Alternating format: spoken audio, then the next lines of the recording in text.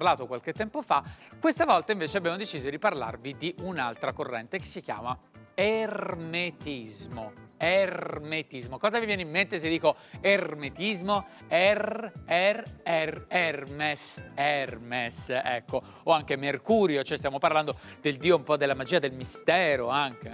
E quindi proprio ermetismo che cosa sta a rappresentare? La poesia ermetica è quella poesia che è un po' difficile da capire così di primo acchito, no? Che bisogna mettersi un po' là e rifletterci un secondo prima di capire il vero significato. E allora noi abbiamo bisogno di qualcuno che ci illumini proprio sulla poesia ermetica. E chi può farlo se non lui? Il nostro professore Enrico Galliano. A te la parola.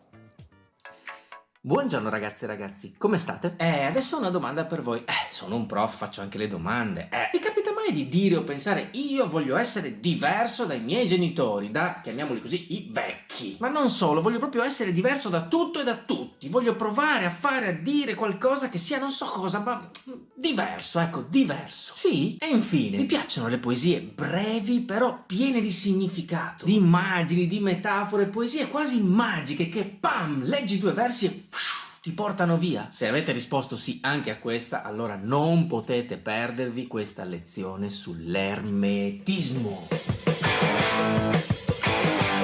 Dunque prendiamo la macchina del tempo e andiamo a 100 anni fa. Italia, anni 20 del Novecento. Com'era l'Italia negli anni 20 del Novecento? Una pacchia, no. Un po' come adesso, c'era appena stata una pandemia. Sì, l'influenza spagnola che aveva fatto 600.000 vittime circa in Italia. Poco prima c'era stata un'altra cosetta molto simpatica, una guerra mondiale, sì. E anche lì circa 650.000 persone persero la vita. E infine, visto che le disgrazie non arrivano mai sole, proprio negli anni 20 del Novecento l'Italia cadrà sotto una terribile dittatura, un regime totalitario che si chiamava fascismo. Insomma, un bel periodo allegro, circa. E sul fronte della letteratura che aria si respirava? Si sentiva il bisogno di cambiare. Sì, perché dovete sapere che in Italia per anni l'idea, vincente della poesia era stata quella della poesia impegnata. Cosa vuol dire poesia impegnata? Significa che i poeti davano alla poesia un intento didascalico. Fermi lì, già che vi spaventate. No, tranquilli, non vuol dire niente di strano. Significa semplicemente che i poeti volevano insegnare delle cose. Questo è l'intento didascalico. Dire cosa è giusto e cosa è sbagliato. E così eccola lì, l'idea del poeta vate. Lui, il poeta che ti indica la strada giusta. Sì, di là. No, di là. No, di là. Prima c'era stato Giosuè Carducci e subito dopo Gabriele D'Annunzio. Entrambi appunto furono definiti poeti vati. No, come si dice? Poeti vati, ma poeti vati suona malissimo. Però fermi lì, ad alcuni poeti dei primi anni del Novecento queste cose non piaceva, non li convinceva, ecco. E fu una cosa strana perché l'ermetismo non nacque come una scuola. Non è che i poeti dissero ehi, fermi tutti, adesso noi facciamo gli ermetici, va bene? Sì, dai, andiamo a fare gli ermetici. No, semplicemente diversi poeti in diverse parti d'Italia avvertirono tutti la stessa sensazione. Vi capita mai con i vostri amici di percepire la stessa cosa nello stesso momento oppure di dire la stessa cosa nello stesso momento? Ecco, accadde questo ai poeti dell'ermetismo. Loro si accorsero che non volevano insegnare niente a nessuno. No, niente intento didascalico. Sentite qua quanta bellezza in queste parole di Eugenio Montale. Non chiederci la parola che squadri da ogni lato l'animo nostro informe. Non domandarci la formula che mondi possa aprirti. Codesto solo oggi possiamo dirti ciò che non siamo, ciò che non vogliamo. Eugenio Montale all'inizio fu inserito fra i poeti dell'ermetismo, ma poi nel tempo disse no, io non sono un ermetico, non voglio essere un ermetico. Invece i principali poeti dell'ermetismo furono Salvatore Quasimodo, Alfonso Gatto e Mario Luzi. Per un breve periodo fece parte della stagione dell'ermetismo invece anche il grande poeta Giuseppe Ungaretti. Comunque Montale disse no, io non sono ermetico. Sì, perché all'inizio, ermetico non fu preso proprio come un complimento, perché cosa vuol dire ermetico? Ermetico si rifà a Ermete Trismegisto. Chi? Ermete Trismegisto è questo personaggio leggendario, una specie di mago, o per essere più precisi uno psicopompo. Sì, lo so, sembra una parola strana, ma in realtà significa accompagnatore di anime, un po' come Caronte, no? Nell'inferno. Qualcuno che ti accompagna nell'aldilà. E la parola ermetico ancora oggi in italiano significa chiuso, oscuro, che non si lascia comprendere facilmente. Questa definizione fu data da un critico letterario, Francesco Flora, nel 1936 e appunto non con un intento molto positivo, Ma davvero i poeti dell'ermetismo erano chiusi, oscuri? Non proprio. Per loro il poeta non era qualcuno che sapeva. No, il poeta non voleva insegnare niente a nessuno, abbiamo detto. Il poeta era qualcuno che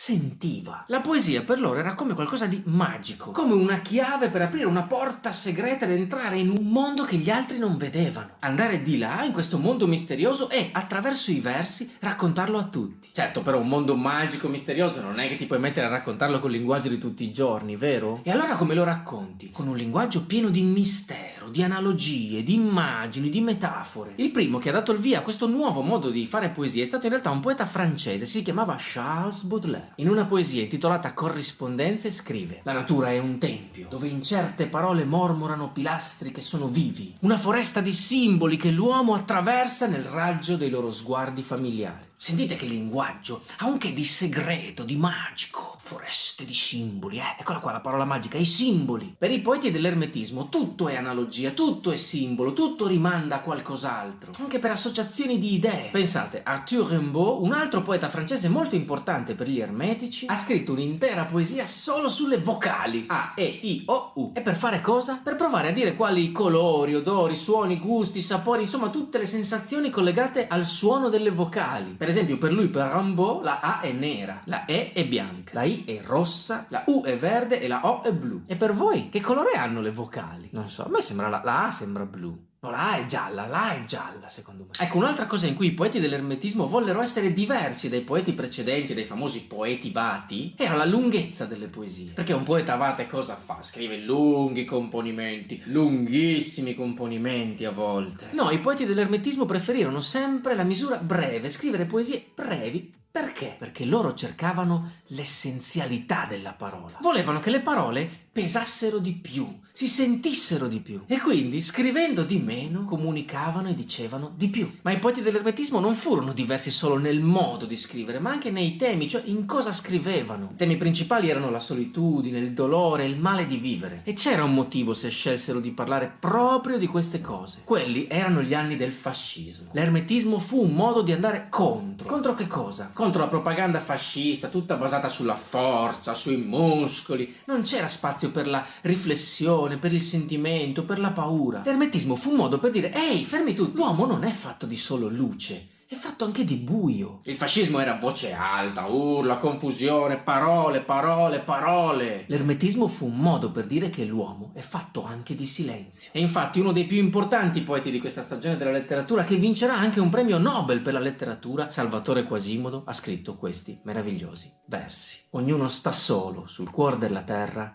trafitto da un raggio di sole. Ed è subito sera.